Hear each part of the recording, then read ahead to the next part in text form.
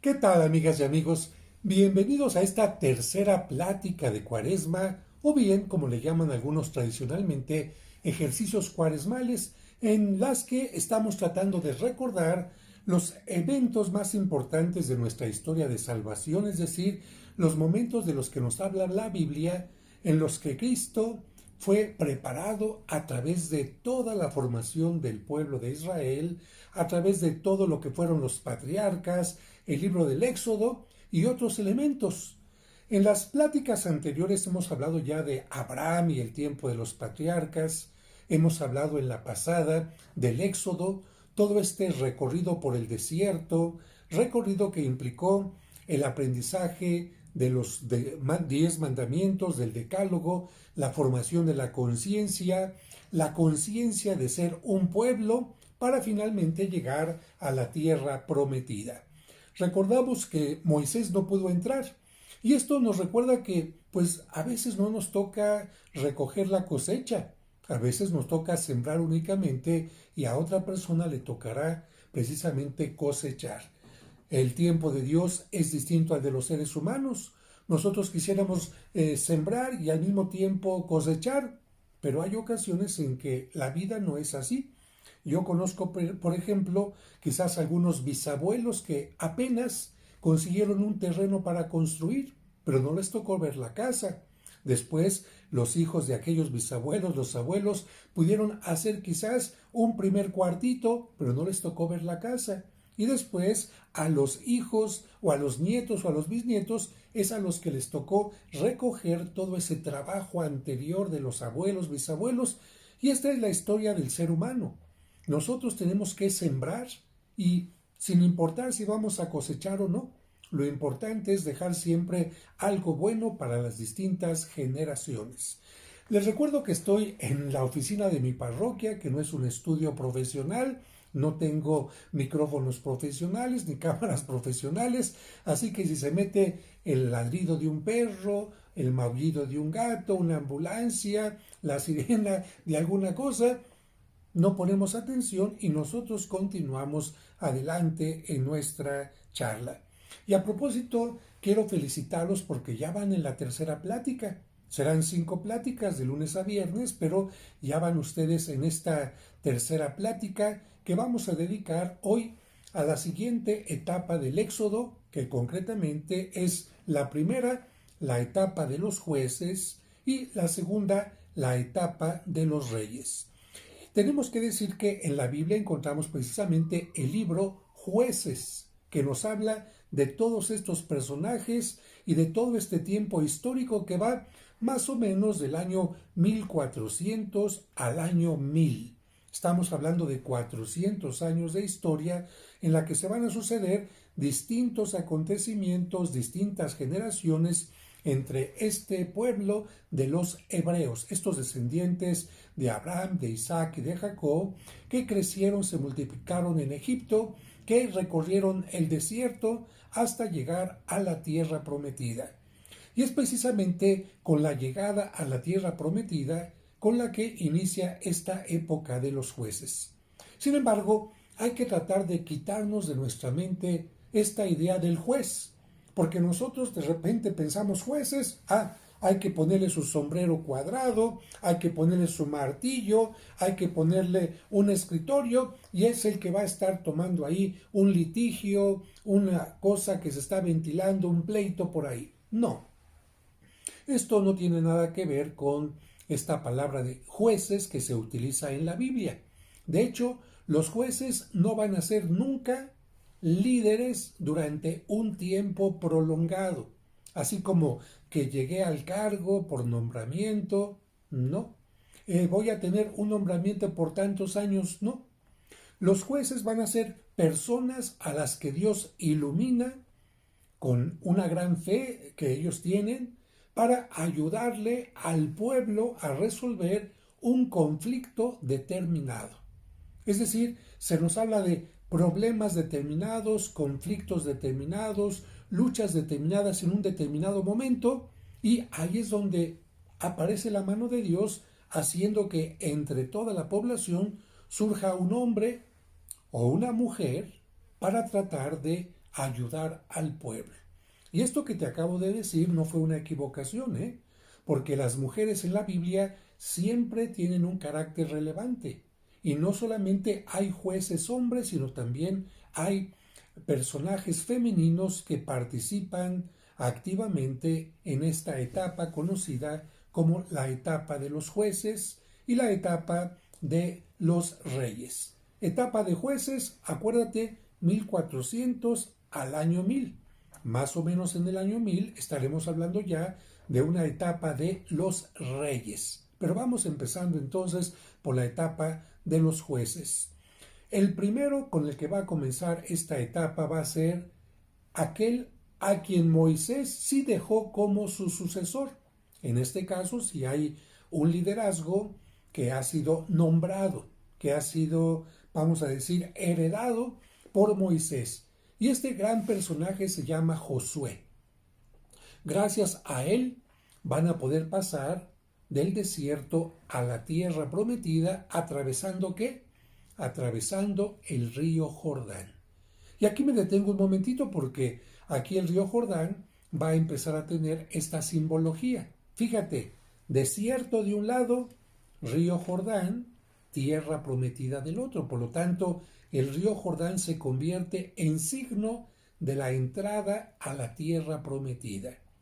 Por esta razón, es interesante mencionar que Cristo quiere iniciar su misión en el río Jordán. Así como Josué empezó pasando por el río Jordán para entrar a la tierra prometida, Cristo quiere entrar a las aguas del río Jordán en su bautismo para conducir al pueblo, a todos sus seguidores, a toda la iglesia, a la tierra prometida mediante el evangelio que va a predicar.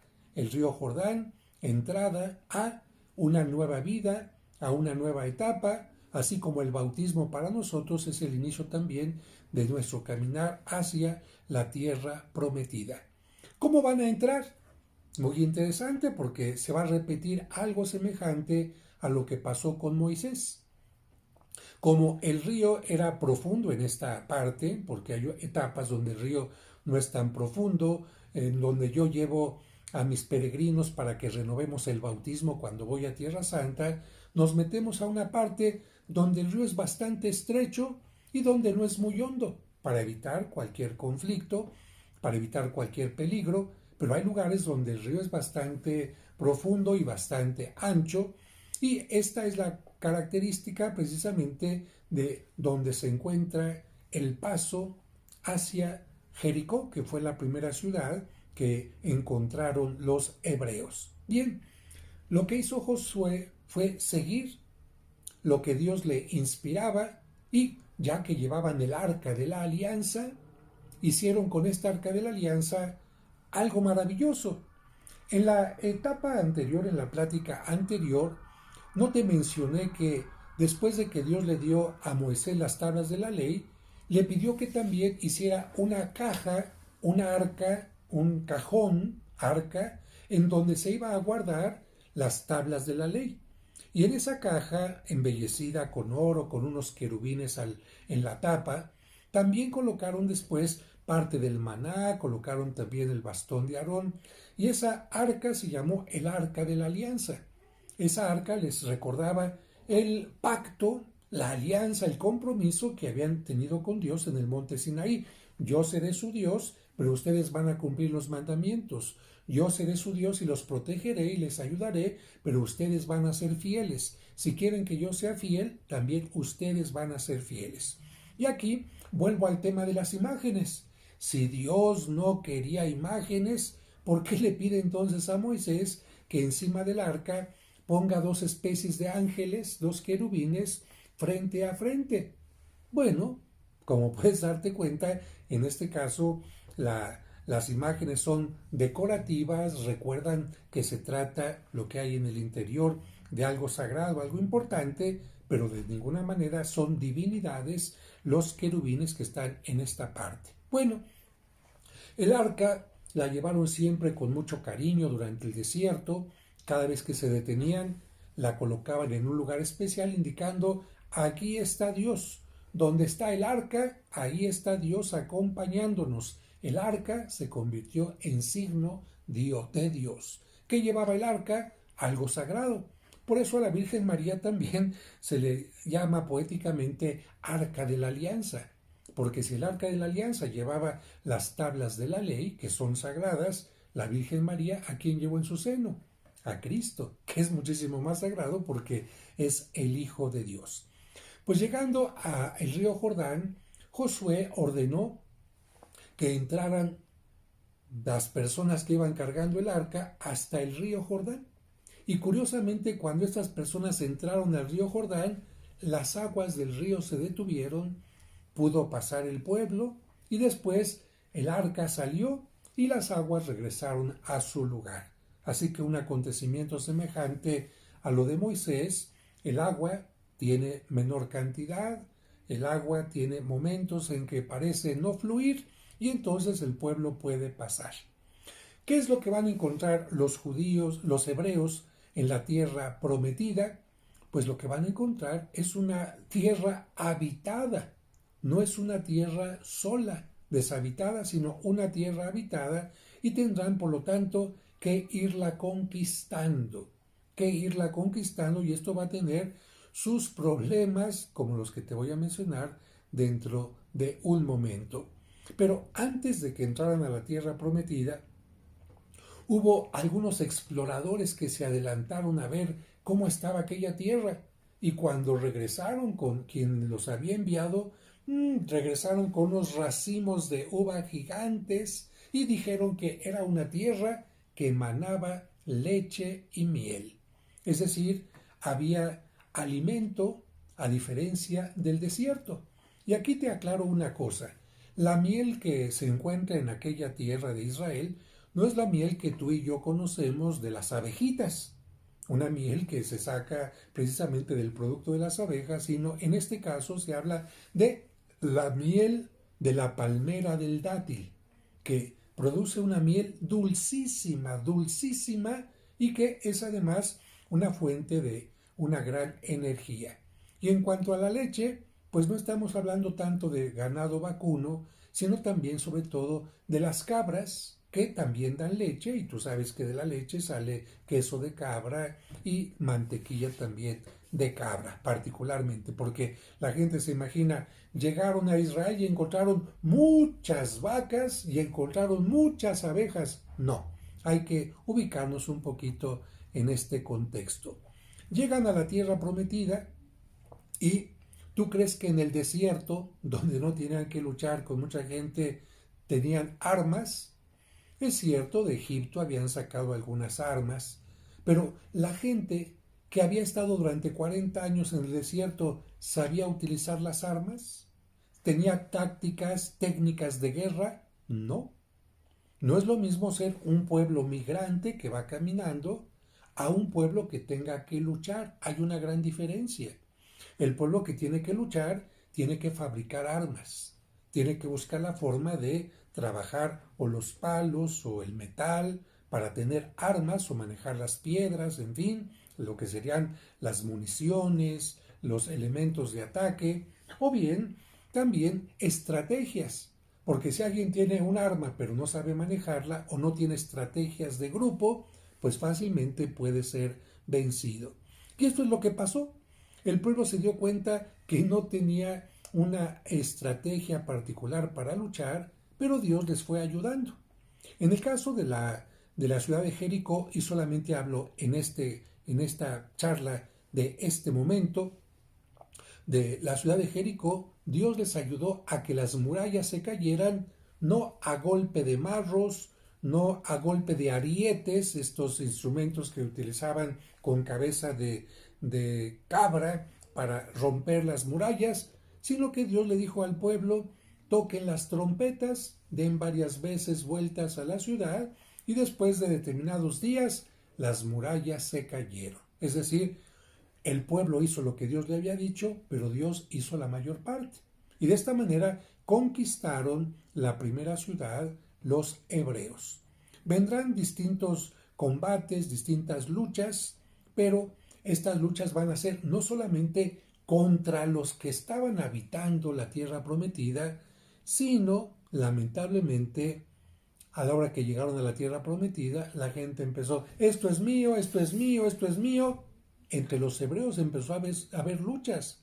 Así que el libro de los jueces nos va a hablar de luchas, incluidas las de las tribus, entre las 12 tribus de Israel, había luchas, conflictos, y esto evidentemente necesitaba que apareciera alguien que pusiera orden en un determinado momento, que pusiera ciertas normas o que les ayudara a combatir con alguna estrategia al enemigo, y ese es precisamente el papel del juez o la jueza de la que nos habla la Sagrada Escritura.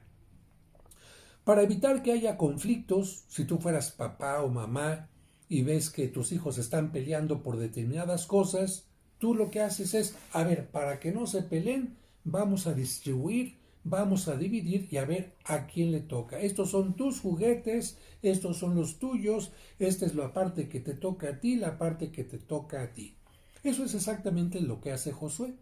Josué va a dividir la tierra prometida entre las 12 tribus. Pero aquí tengo que hacer una aclaración importante, porque ya recordamos cuáles son las 12 tribus, las que surgen de los 12 hijos de Abraham, de los 12 hijos de Jacob, perdón. Sí, no, pero en este caso la división no va a ser entre esas 12 tribus. ¿Por qué? En primer lugar, porque cuando estaban en el monte Sinaí, Dios dijo, de las 12 tribus va a haber una que se va a dedicar única, exclusivamente al culto a Dios.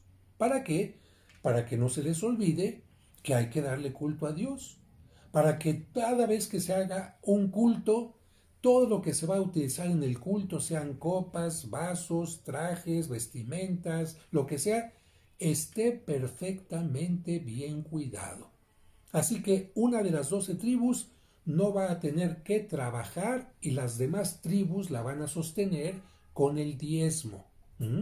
Una tribu no va a trabajar en el campo, ni con las cabras, ni con esto, ni con lo otro, ni alfarería, ni metalurgia. ¿Por qué? Porque se va a dedicar totalmente a Dios, y esa tribu va a ser la de Leví, la de Aarón, el hermano de Moisés.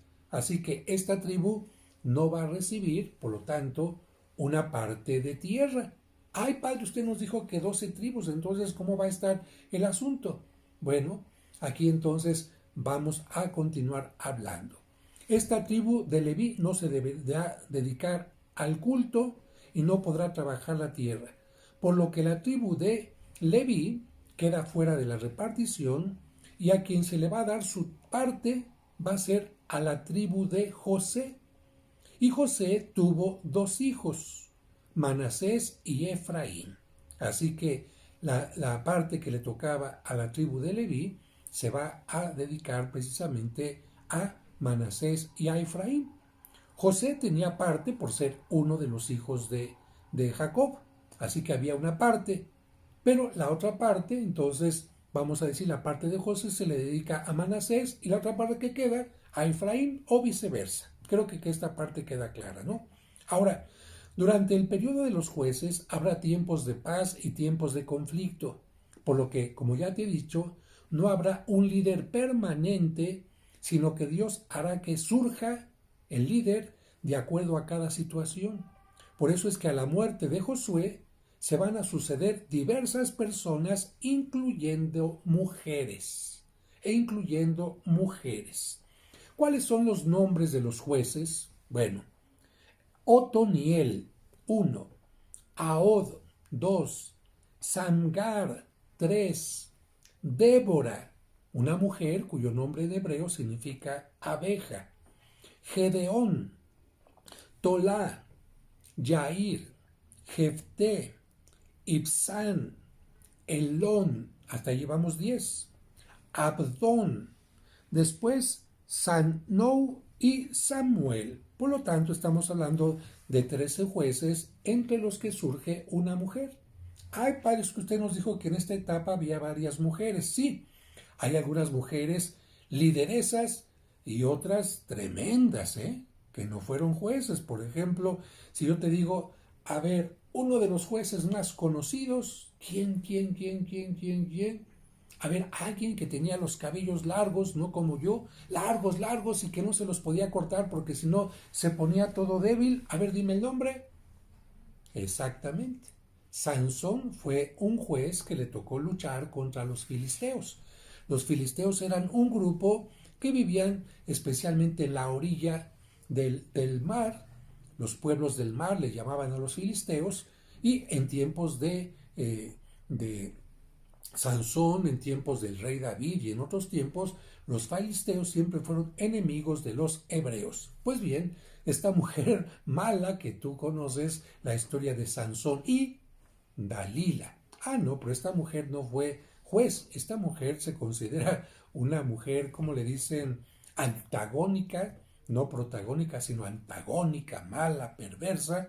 Pero en cambio, Débora, cuyo nombre, como te dije, significa en hebreo abeja, convenció a un fuerte hombre militar de su tiempo a que combatiera contra el enemigo, un enemigo que se llamaba Sísara y que tenía todos miedosos a los hebreos en la región donde se encuentra ahora el monte Tabor. Ahí estaban todos miedosos.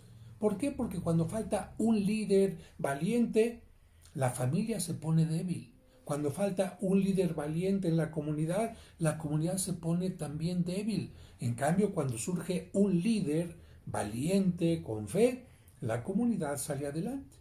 Y Débora va con este personaje, Barak, y le dice, oye, ¿qué te pasa?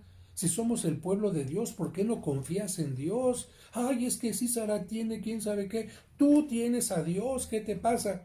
Y gracias a Débora, Barak va a combatir, pero Barak le dice, pero tú me acompañas, ¿eh? Y Débora, por supuesto, ayuda a que se tenga esta victoria. Y cuando Barak piensa, ya vencí a Sísara, ya salió corriendo por allá, soy el campeón, soy el héroe, Dios no quiere que así suceda. Y cuando Sísara va huyendo, llega un poquito, te estoy contando brevemente esta historia, llega a un lugar donde ve una tienda de campaña, llega tan cansado que dice, ay, tengo hambre, tengo sed, estoy cansado, me vienen persiguiendo. Se mete a ese lugar pensando que iba a estar en paz, y esta mujer que lo recibe ahí, estaba sola, se llamaba Jael, lo recibe tranquilamente, sí, como no, pase usted. Y cuando está dormido Sísara, toma una estaca, se la apunta bien en la cabeza y ¡paz! Termina con él. Así que en esta parte de la historia contra Sísara, esta mujer Débora y Jael son las heroínas, mujeres valientes, como habrá otras que nos menciona la Biblia, como por ejemplo Esther o Judith, por no mencionar a la Virgen María, que es una mujer ejemplar. Pero bueno, termina esta etapa en la que tú seguramente te acuerdas también de la historia de Sansón, que lamentablemente porque Dalila lo traiciona, le cortan la cabeza, lo llevan los filisteos, le sacan los ojos, le queman los ojos y lo tienen como esclavo, haciendo que le dé vueltas a un molino de aceitunas para que de esta manera pues pueda obtener aceite de aquel molino. Pero los filisteos no se dan cuenta que le ha crecido el cabello y lo invitan a una reunión para burlarse de él. Y en aquella reunión donde todo el mundo se está burlando, Sansón le pide a Dios un último favor, que le devuelva más fuerza todavía. Toma las columnas que están en aquel lugar, las tira y muere aplastado por aquel derrumbe, pero con esto también mata a los filisteos, que eran enemigos del pueblo hebreo. Son historias muy interesantes cada una de ellas, como te menciono, luchas entre el pueblo, entre las tribus, luchas también con gente que habitaba la tierra que nosotros llamamos santa, y finalmente vendrá una etapa distinta, que es la que vamos a llamar la etapa de los reyes, hacia el año 1000. ¿Por qué viene la etapa de los reyes? Precisamente porque el pueblo decía, ay, ¿y no habremos perdido porque nos faltaba un rey? porque lo que vemos es que los otros pueblos que combaten contra nosotros tienen su rey, y ese rey les dice por acá, por allá, la estrategia, y la gente sigue a su rey con mucho entusiasmo, y nosotros no tenemos rey en nuestro pueblo. Y le dicen a Dios, Señor, danos un rey. Y Dios les dice, ¿para qué quieren un rey si me tienen a mí? Si yo soy el que los he guiado, les he dado los elementos necesarios para ganar el combate. Claro, cuando ustedes me han fallado, yo me he hecho para atrás. Pero si ustedes se han mantenido fieles, yo me he mantenido fiel. Así que no necesitan un rey. Y el pueblo, queremos un rey, queremos un rey. Y Dios les advierte, mire, ¿qué pasa cuando hay un rey? Y conste que estoy hablando de lo que pasaba en aquel tiempo y no lo de ahora, ¿eh? Cualquier parecido es mera coincidencia. Miren, cualquier rey, cualquier personaje que pongan al frente y le den todo el poder, uy, el poder corrompe a la gente. El rey les va a quitar sus mujeres más hermosas. El rey va a llevarse a sus mejores hombres para tenerlos como soldados, como guardaespaldas para cuidarlo a él. El rey les va a empezar a quitar impuestos para pagarle a sus mujeres, para pagarle a sus guardias, para pagarle a sus hijos, para tener un mejor palacio nacional, para tener un mejor esto, para tener un mejor aquello. No necesitan de un rey, porque cualquier gobernante que llega a tener el poder total se hace soberbio y vienen las tiranías y vienen todo tipo de cosas. ¿Qué es lo que vemos también en nuestro tiempo? Pobre de la gente que, sin tomar en cuenta que esto sucede con los gobernantes, les dan todo el poder. Siempre es conveniente, ¿saben qué?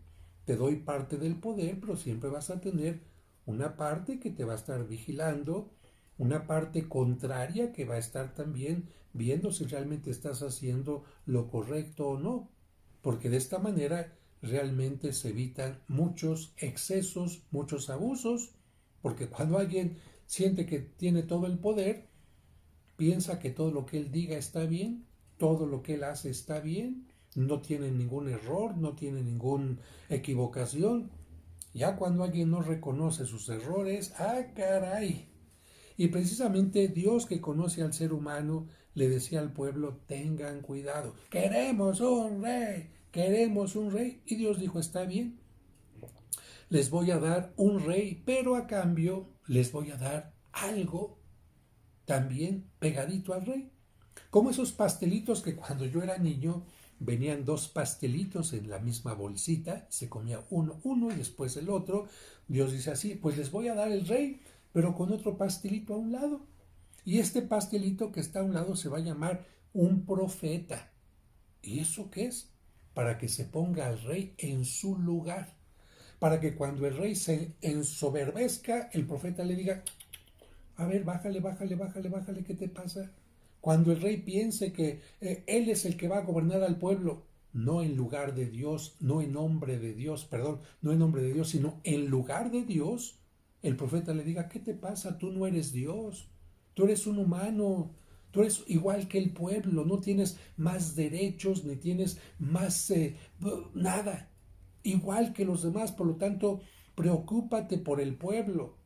Y precisamente esa fue la labor que hacían los profetas. Ahora yo te pregunto, imagínate estos países totalitarios o gobiernos totalitarios donde el presidente, el gobernante, como le quieras llamar, el shah o como se le quiera llamar, piensa que él es el único que tiene derecho a opinar, a pensar, a decidir, y a todos los demás los ningunea.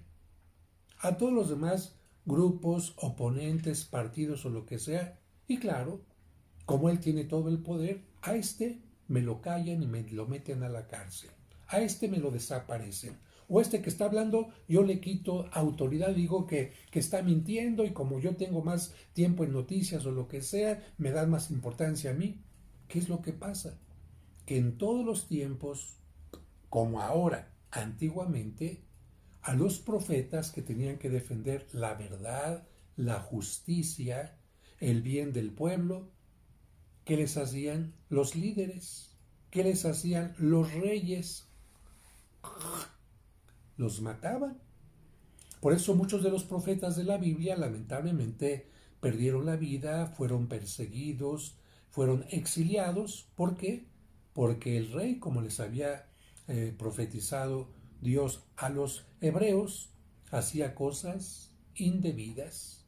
Y fíjate, el rey se supone que era puesto por Dios.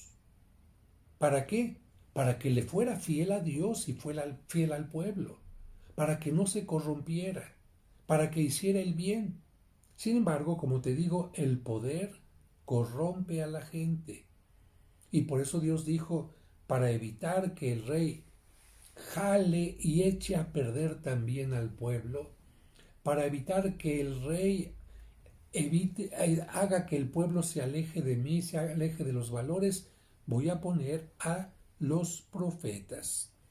Por esta razón, el periodo de los jueces, el periodo anterior, comienza con Josué y va a terminar el periodo de los jueces con el nacimiento del profeta Samuel.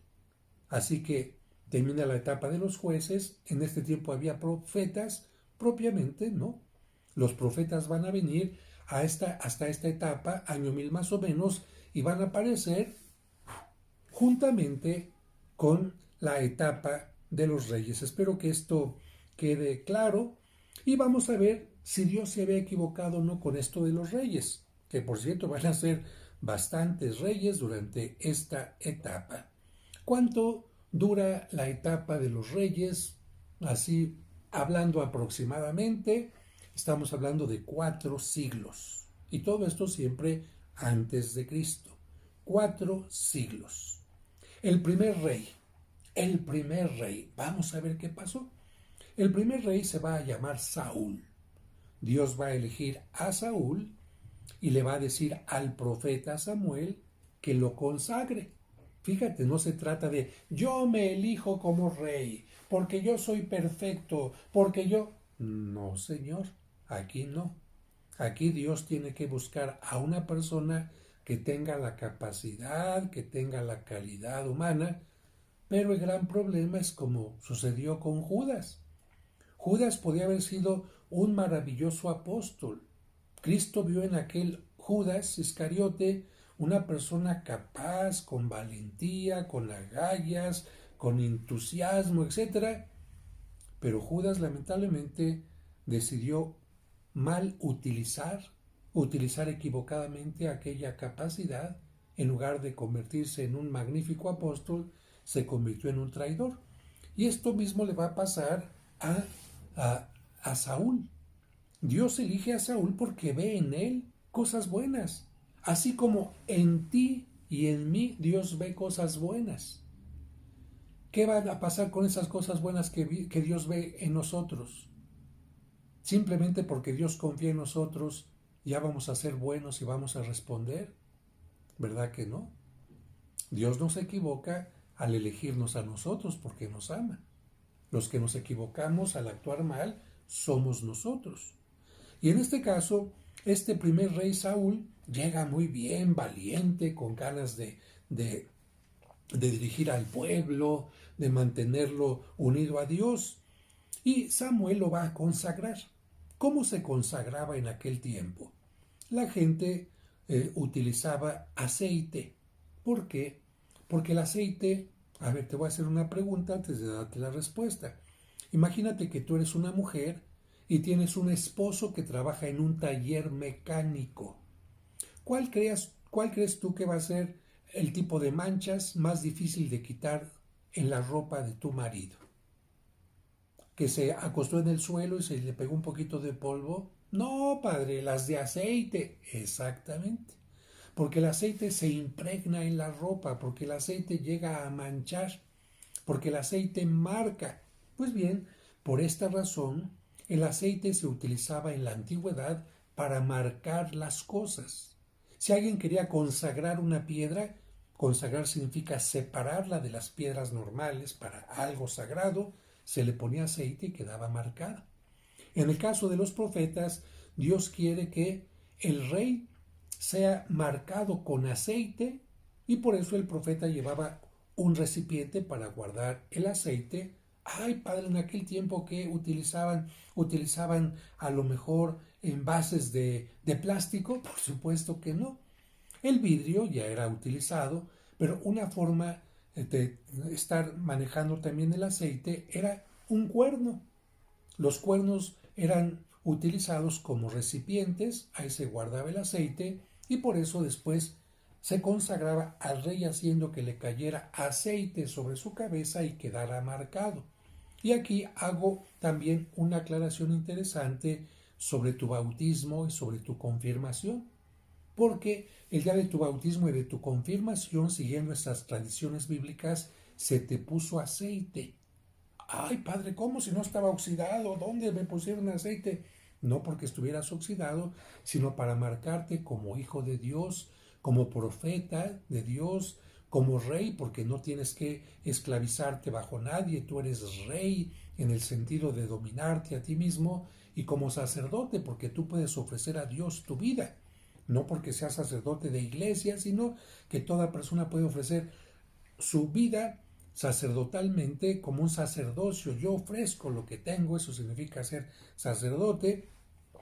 Y el día de tu bautismo te pusieron aceite en la cabeza, se llamó el santo crisma, y el día de tu confirmación también te pusieron aceite en la frente, el mismo aceite que utilizaban para consagrar a los reyes y que también se utiliza para consagrar a algunos profetas. Bueno, este rey Saúl es elegido, ¿y qué va a pasar? En su tiempo, los pueblos del mar, ¿cómo se llamaban los pueblos del mar? Te dije hace un momento, ¿los qué? Los los filiqué, los filisteos exactamente, estaban dominando, estaban amenazando a los hebreos. ¿Y qué es lo que pasa? Que este rey Saúl, en lugar de confiar en Dios, confía en sus armas, confía en su ejército, hasta manda a contar, a ver, ¿cuántos tenemos el ejército para ver si enfrento a este líder enemigo Goliat?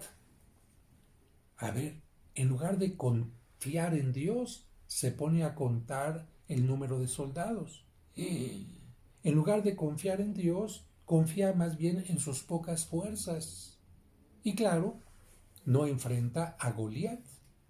Y entonces Dios dice, ya ven, este primer rey ya resultó mal, pero yo no voy a permitir que las cosas sean así. Si Saúl no cumple con lo suyo, yo sí voy a cumplir dándole al pueblo un rey verdadero que enfrente al enemigo. Y en aquel momento Dios puso su mirada en un pastorcito. Quizás porque el pastor tiene la habilidad de manejar un arma con mucha confianza, la honda, una cuerda que le pones una piedra y la lanzas. ¿Por qué David utilizaba la honda? Porque era pastor. ¿Por qué era pastor? Porque vivía en Belén. Y en Belén se criaban todos los animales, todos los corderos que se iban a sacrificar en Jerusalén. En Jerusalén no se podía tener animalitos, criaderos, porque era la ciudad. Pero Belén está a 7, 8, 9 kilómetros cuando mucho de Jerusalén. Ahí se pueden perfectamente criar los corderitos y cada vez que llega la Pascua judía iban a vender los borreguitos a Jerusalén para que fueran sacrificados. Así que precisamente por eso David nace en esta población, es pastor, será descendiente de aquella mujer famosa, muy buena, Ruth, y ahí está. Pero en la familia de David, cuyo padre se llama Jesé o Isaí, son dos nombres que se pueden utilizar de acuerdo a la traducción hebrea, David no es el muchacho más grande, más alto de la familia, no es el más fuerte de entre los hermanos, sino que es el más bajito. A lo mejor no era tan bajito, pero entre los hermanos era el más bajito. Y entonces, cuando el profeta Saúl escucha de Dios que le dice, ve a Belén, a la casa de Jesé, y entre sus hijos vas a encontrar al que será el nuevo rey, Saúl llega y con los ojos humanos, porque tenemos los ojos humanos y tenemos también los ojos con los que Dios nos permite ver más allá de estos, Samuel llega y piensa, ay, este hermano mayor seguramente va a ser, no, este también. Y Dios le dice, fíjate que no, el que vas a ungir es este. Pero ¿cómo? Si es el que se ve como más débil, más... Este es, porque yo no me dejo guiar por apariencias. Samuel entonces consagra a David. Y si te das cuenta, ya había un rey y aquí está Dios ungiendo a otro. Algo así como un golpe de estado. Y David se mantiene fiel a Saúl porque Saúl en tiempos de tristeza busca un músico que vaya a tocarle porque se siente muy deprimido y pues como no había grabadoras ni CDs ni cosas así en aquel tiempo, busca un músico y David sabía tocar instrumentos, seguramente algo de viento, alguna flauta, la lira, alguna cosa con cuerdas, y va David a aquel lugar. Y curiosamente, ante estas circunstancias, en un momento determinado, este famoso hombre alto, llamado Goliat, el gigante Goliat, reta a los hebreos y David dice, yo no te tengo miedo. Y David ni siquiera se pone una armadura porque no acostumbraba a usar armaduras, mientras el otro venía con una enorme armadura. Y David dice, a ver, yo confío en mí, pero también confío en Dios. Y toma una arma que va a ser la honda, una piedra, y con la piedra se lanza contra el gigante y la piedra hace que golpee aquí y aquel gigante cae. David se lanza sobre él, tiene una gran agilidad, le quita la espada y con la propia espada lo decapita. ¿Qué es lo que va a pasar? La gente va a empezar a gritar, ¡bravo, David! Saúl era bueno, pero David es mucho mejor. Y claro, Saúl se va a empezar a llenar de celos de David y lo va a tratar de matar. Imagínate, este supuesto rey que tenía que ser bueno, se encela de alguien que está ayudando al pueblo, de alguien que Dios lo ha valorado, lo quiere matar y por supuesto David tiene que salir huyendo. ¿Por qué? Porque David también puede decirle a Saúl, sí, pues mira, yo si maté a Goliat aquí contigo hago un cachito, se acabó. Pero no, David dice, si Saúl fue consagrado por Dios, yo lo tengo que respetar y no lo mata. David se va a las tierras cercanas al Mar Muerto, por allá al desierto, y tiene en varias ocasiones la oportunidad de matar a Saúl, pero no lo hace. Incluso en una ocasión que está persiguiendo Saúl a David para matarlo, David lo sorprende dormido en una cueva, solo. Y viendo, ahí tiene su lanza. Y sin embargo, en lugar de que David dijera, aquí está tu lanza y aquí mismo te mato, Saúl no hace eso, le corta un pedacito, de acuerdo a lo que nos dicen las tradiciones, a la ropa de Saúl, se aleja y ya estando lejos le grita, a ver Saúl, mira, aquí tengo la muestra de que estuve en la cueva y no te maté, ¿por qué me quieres matar tú a mí? Yo soy fiel a ti. Pero Saúl, aunque lo perdona supuestamente temporalmente, va lamentablemente a buscar cómo acabarlo, hasta que Dios va a decir, esto va a tener un final muy triste porque tú, Saúl, no estás siguiendo los planes de Dios. Y vendrá otro momento en que Saúl, todavía peor, dudando de Dios y creyendo más en los muertos, hace una sesión espiritista. Imagínense, en la Biblia se nos habla de una sesión espiritista organizada por Saúl, donde pide que se aparezca un muerto para saber qué va a pasar con él. Y como el profeta Samuel había muerto recientemente, el que se aparece en la sesión es el espíritu del profeta Samuel y le dice a Saúl, por haber hecho esto, morirás tú y tu descendencia. Y así es. En una forma lamentable, muere Saúl y va a quedar David al frente de el pueblo. Con David va a entrar el arca de la alianza, va a conquistar David lo que conocemos ahora como Jerusalén, que antes se llamaba Salem, la va a conquistar, va a colocar ahí el Arca de la Alianza, va a conquistar esta parte de Jerusalén que se llama el Monte Sión, ahí es donde va a estar Jerusalén, Sión significa Jerusalén, y bueno, uno puede decir, bravo, este rey sí fue bueno, pues no, porque el rey David, aunque defendió a su pueblo, hizo la unidad entre las 12 tribus, mantuvo cosas buenas, lamentablemente se acostó con una mujer que no era suya. David podía tener varias mujeres como esposas o concubinas y se acuesta con la mujer de su mejor general que lo protege, que lo defiende. Y peor todavía, cuando se da cuenta que la embaraza, para disimular las cosas, manda que maten al esposo de esta mujer y hace que lo maten en una forma tremenda, diciendo, déjenos solo adelante cuando vayan a combatir para que se luzca. ¿Cuál que se luzca? Lo que pasa es que quería que acabaran con Urías, así se llamaba este personaje, y lamentablemente Jezabel queda viuda y David se casa con esta mujer. Dios no va a permitir que el hijo nazca como un castigo para los dos y le va a decir a David, lo que has hecho es tremendo, no voy a permitir que tú me construyas el templo que pensabas construirme.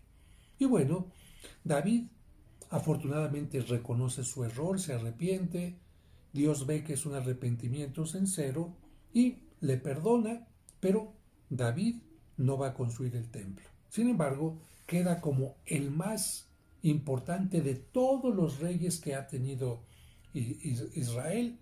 La figura de David es el más valiente, el más generoso, el más seguidor de Dios. No obstante su pecado, repito, se conserva en un alto grado de cariño por parte de la gente y también por parte de Dios. David va a tener varios hijos y entre ellos se pelean para ver quién se queda con el trono. No te cuento esta historia larga, pero te digo que después va a venir Salomón, un hijo de David, que es el que va a construir el templo, pero va a construir además del templo, va a construir una ciudad todavía mucho mejor. Jerusalén era solamente el monte Sión, pero pegadito al monte Sión estaba otro monte totalmente vacío. Y Salomón va a decir, pues en este monte, aquí es donde Abraham iba a sacrificar a su hijo Isaac, aquí voy a construir el templo, y aquí, junto al monte Sión, aquí es donde construye Salomón el templo. La ciudad monte Sión, acá el templo. Por eso en tiempo de Cristo, ¿dónde estaba la última cena? En el monte Sión. ¿Dónde caminaba Jesucristo? En el monte Sión. Todo esto por acá. ¿Y el monte de los olivos, padre? Ah, el monte de los olivos estaba acá donde estoy yo. Pero entonces Salomón construye esto y Salomón va a construir palacios y muchas cosas, pero ¿qué necesitaba para construir? ¿Y cómo consiguió el dinero? Empezó a cobrar impuestos. Pero la gente, como veía, este no se roba los impuestos, este sí está haciendo cosas, con mucho gusto daban impuestos y de esta manera Salomón muere con esta fama de constructor, con esta fama de haber hecho una ciudad hermosa, el templo para Dios, pero al final de su vida también tiene muchas mujeres en una forma indebida y por lo tanto Salomón falla en esta parte. Y cuando muere Salomón, uno de sus hijos, aconsejado muy mal, en lugar de bajar los impuestos porque ya no se necesitaba construir más cosas, eleva los impuestos. Y entre las 12 tribus de Israel va a haber mucho enojo. Van a decir, no, no queremos esto, no te queremos entonces a ti. ¿Y qué van a hacer entonces? Pues nos vamos a separar. ¿Cómo? Si ya no te vamos a aceptar como rey, nos vamos a ir a otro lado. Y 10 de las 12 tribus de Israel se van para el norte y dicen, no te queremos a ti como rey. Y solamente se van a quedar en la parte donde está Jerusalén, la tribu de Judá y la tribu de Benjamín. Y la gente que vive en Judá va a recibir el nombre de judíos. O sea que aquí de las 12 tribus, 2 van a ser llamadas a partir de este momento judíos y las otras no. ¿Y qué pasa, padre? Tanto los de acá como los de acá van a ir teniendo su propio rey. un rey acá, otro rey acá, un rey acá, otro rey acá, un rey acá y otro rey. Y van a tener su propio templo. Los de acá van a seguir con el templo de Jerusalén. Pero los de acá, pues nosotros no vamos a ir a Jerusalén, nos vamos a construir nuestro propio templo. ¿Y dónde lo pondremos? Pues en Betel. ¿Dónde lo ponemos? En Samaria.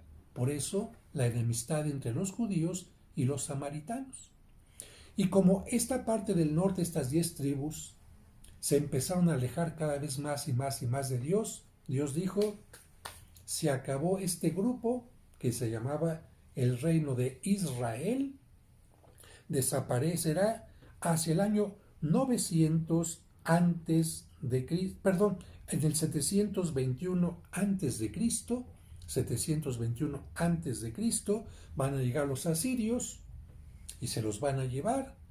Pero también la parte del sur, el reino del sur o Judea, ¿qué va a pasar? Se van a ir alejando también de Dios.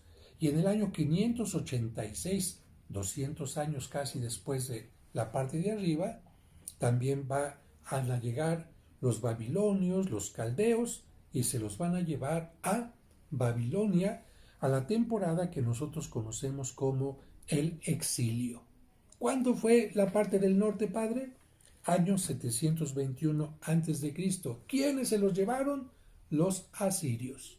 ¿Cuándo fue la parte del sur, la del reino de Judá o reino del sur? Fue en el año 586. ¿Quién se los llevó? Por órdenes de Nabucodonosor, parte de los caldeos, fueron llevados a Babilonia. Y entonces aquella tierra queda desértica, sin personas, unos cuantos se quedaron por ahí, porque Nabucodonosor se llevó como más bien a la gente sabia, que tenía un oficio, que sabían leer, sabían qué escribir, y ciertamente se quedaron en aquella tierra algunos campesinos, ignorantes, agricultores, y son los que van a permanecer en este tiempo, mientras la otra gente está en Babilonia, bajo las órdenes de Nabucodonosor. Esto todavía es etapa de los reyes, pero quiero concluir con algo que sucedió antes, en el año 900 a.C., en la parte de arriba. ¿Qué es lo que sucedió aquí en la parte de arriba? Y con esto voy a terminar. Aquí hubo un rey llamado Ahab, que también fue tremendamente malo. ¿Por qué? Porque se dejó seducir por la mujer que muchos consideran la peor mujer de la Biblia, Jezabel. Jezabel mandó aniquilar a los sacerdotes de Dios verdadero. Jezabel le pidió a su esposo que tenía que ser, fíjate, el que guardara la fe, que guardara la fidelidad en Dios. Jezabel le pidió a su esposo, el rey de Israel, que le diera permiso de dar culto al dios Baal, un dios al que se le sacrificaban niños recién nacidos. Y este rey, ¿tú qué imaginas que le dijo? No, Jezabel, yo tengo que ser fiel a Dios. Dios me puso como rey. Yo tengo que ser fiel al pueblo. No. ¿Qué le dijo? Lo que tú quieras, mi vida.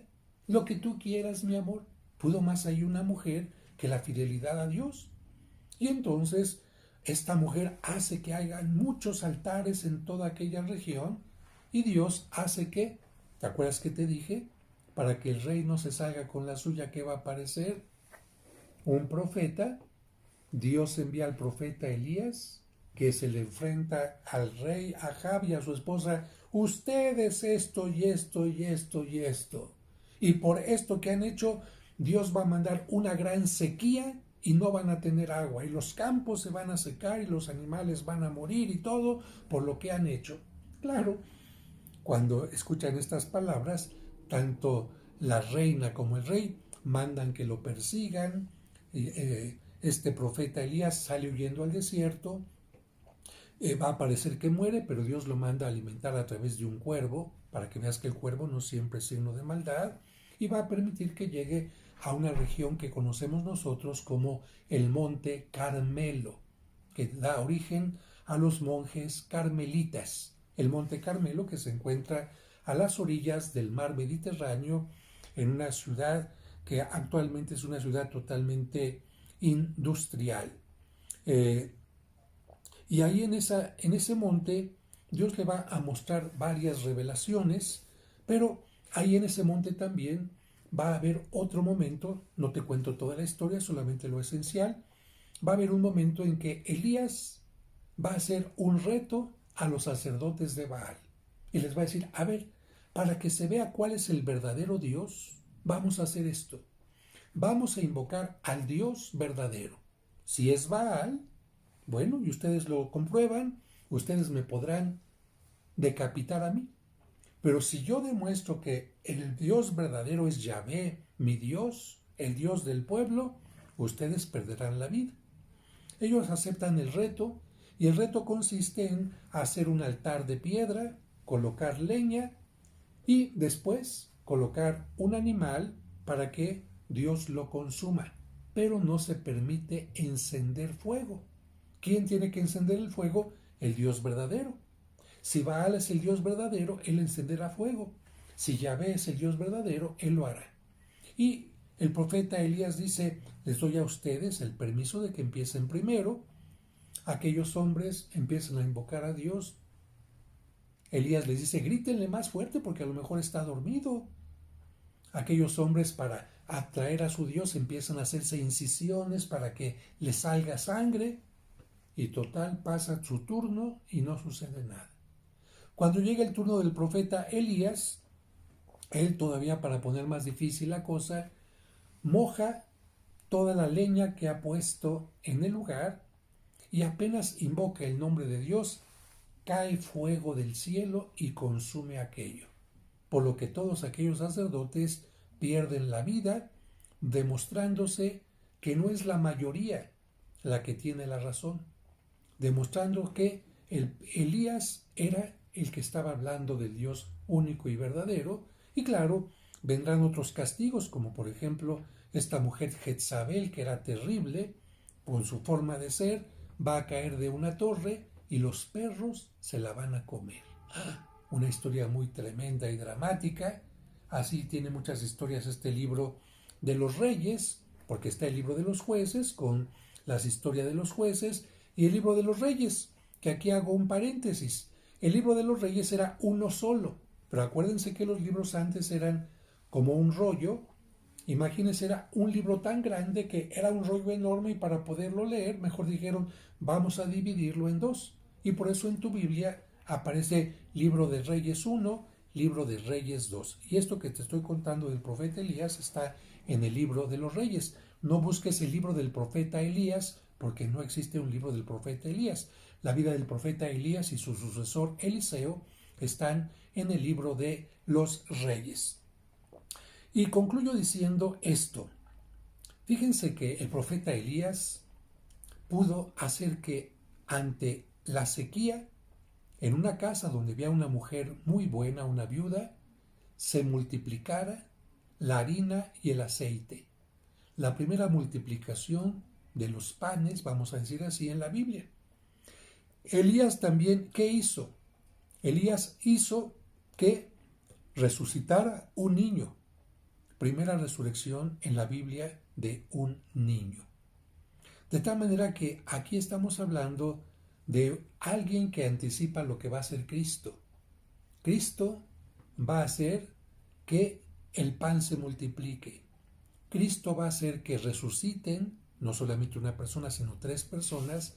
Y Cristo va a hacer que caiga fuego del cielo, como Elías lo hizo.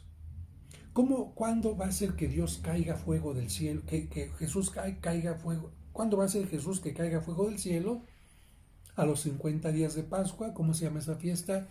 Pentecostés. Por esta razón, hay una razón en que une a Cristo con Elías, pero también une a Cristo, también dijimos antes, con Moisés. Por eso en la transfiguración, cuando Cristo anuncia que va a morir en Jerusalén, van a aparecer como testigos de que Cristo está diciendo la verdad los 2 personajes más importantes del Antiguo Testamento. En el monte Tabor va a aparecer Moisés y va a aparecer también el profeta Elías. ¿Qué pasó con los reyes después del exilio? Esto, como ya es muy larga esta charla, te lo platicaré en la siguiente charla, en donde estaremos hablando de los momentos anteriores a la llegada de Cristo, con lo que se refiere al libro de los Macabeos y otras cosas interesantes que seguramente te harán vivir mejor esta cuaresma. Denle like a este video, por favor, compártanlo con quienes ustedes consideren que es importante que tengan esta información y recuerden que hay muchas cosas que yo las sintetizo, las hago en una forma más agradable, pero las pueden encontrar más profundamente en la Biblia. Que Dios les bendiga.